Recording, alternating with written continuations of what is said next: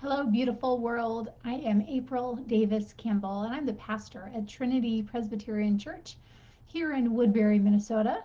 And I am also here with Sunny. Sunny's taking a little snooze. It is pretty chilly here today in Minnesota. We're hoping that it might make it to 9 degrees. So please stay warm and be safe. But anyway, I digress. So we are here today for a spiritual nourishment for your soul, a little 10-minute prayerful pause.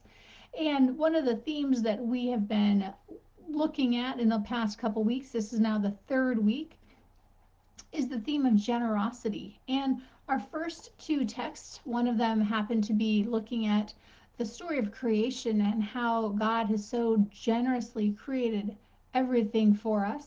And then last week we talked about Noah and the covenant and the gift of that generosity and being in relationship with God. And today we're going to talk about the story of Joseph. And you might be familiar with the musical or the play or the movie, Joseph and the Amazing Technicolor Dreamcoat. So if you are, this is a great day for you. And if not, then hopefully you'll learn a little something. So today we're going to start by reading a little bit from chapter 45 of Genesis. And we're going to read this is towards the end of the story of Joseph. So if you're interested, you can always go back and read the beginning. So we are going to read chapter 45 of Genesis, the first 15 verses, I think. And today I'm reading to you from the inclusive New Testament, or excuse me, that doesn't make any sense, the inclusive Hebrew scriptures, rather, and this is a translation put together by the Priests for Equality. So I invite you to listen for the Word of God. Then Joseph was no longer able to hold back his feelings in front of his attendants, and he cried out to them, "Leave me." So no one was present when Joseph made himself known to his brothers. But he wept so loudly that all his Egyptian attendants heard him, and the news of it reached the Pharaoh's palace. Joseph said to his brothers, "It is I, Joseph. Is my father really still alive?" The brothers could not answer, so dumbfounded were they. Then Joseph said to the brothers, "Come closer to me." When they had come closer to him, he said to them, "I am your brother Joseph, whom you sold into Egypt. Please don't rebuke yourselves for having sold me there." And if you're not familiar with that word rebuke, it can also mean be distressed. So don't be distressed knowing that you had sold me there.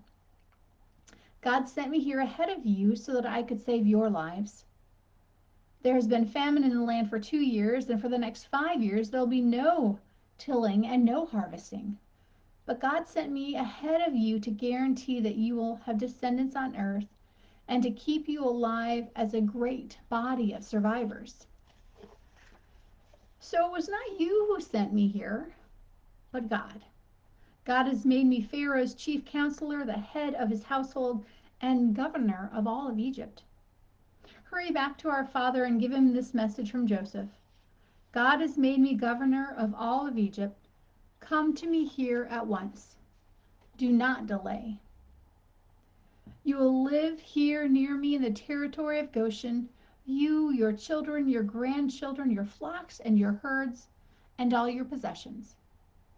I will provide for you here, for the next 5 years will be years of famine, so that you and your children and all that you own will be spared from destitution.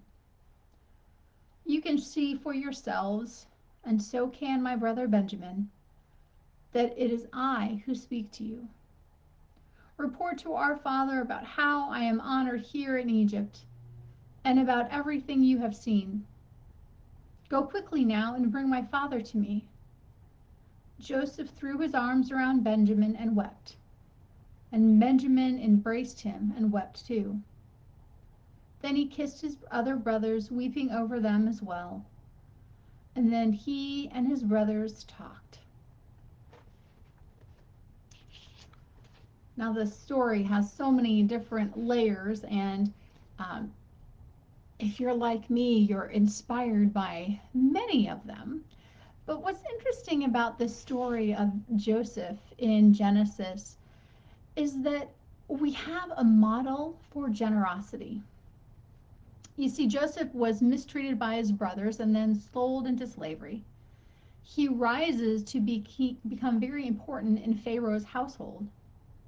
So his brothers come to Egypt in the midst of a famine, and Joseph shares generously with his brothers, giving them not just food, forgiveness.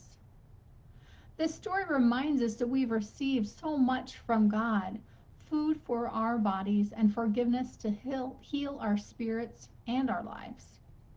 Therefore, we are called to respond generously, just as Joseph responds generously to his brothers in their time of need.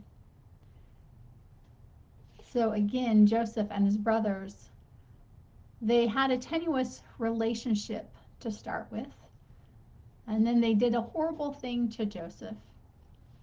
And then they come to Egypt, the brothers, in search of food because they are in a famine where they're living. They want more than just a handout. They didn't realize that. But what Joseph offers them from the depths of his being is a space of forgiveness. And if you know the story of Joseph, they weren't all great, easy years for him in the land of Egypt. He was imprisoned, he was mistreated, he almost gave up on God, but he didn't. He held fast, knowing that God was with him, even during this tough time of separation from his brothers and from his family. And it's a great invitation for us to think about: who are those people in your life that you need to forgive? And are you able to forgive as generously as Joseph? Maybe, maybe not. Sometimes we don't need big, grand gestures of forgiveness. We just need a little olive branch, just a little token, an invitation to return to a relationship. It's sometimes hard to imagine the depths of forgiveness that we are capable of because we get stuck in our small worlds and our busy lives, and we tend to think about only the thing in front of us instead of stepping back and looking at the big picture. Not only has God been generous with us in terms of the world around us that we are called to be caretakers for, God has been so deeply generous with us in terms of bringing people in our lives who sometimes challenge us, sometimes they infuriate us, sometimes they walk with us, sometimes they comfort us, sometimes they are just with us. And maybe they're with us physically, but maybe they're just with us in our hearts.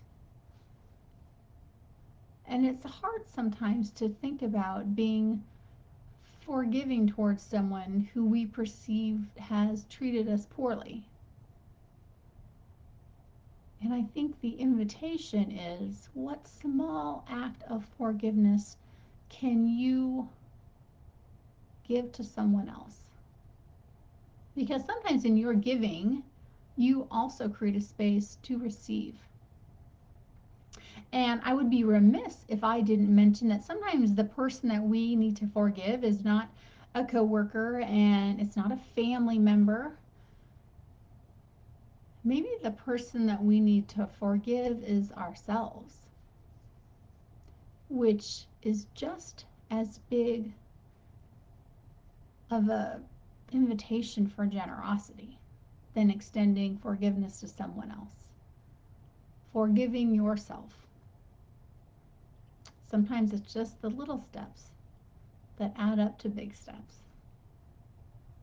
I really hope you have a fabulous day. I hope you take this moment to think about the ways that God is calling you to live generously, the ways that God is calling you to forgive others generously. And also, in that moment, you might create a space where you can also forgive yourself. Thank you so much for joining me. I look forward to talking to you again next time. You know, you can always check out our website, which is trinitywoodbury.org, or you can look at our webpage here, our Facebook page as well. Thank you.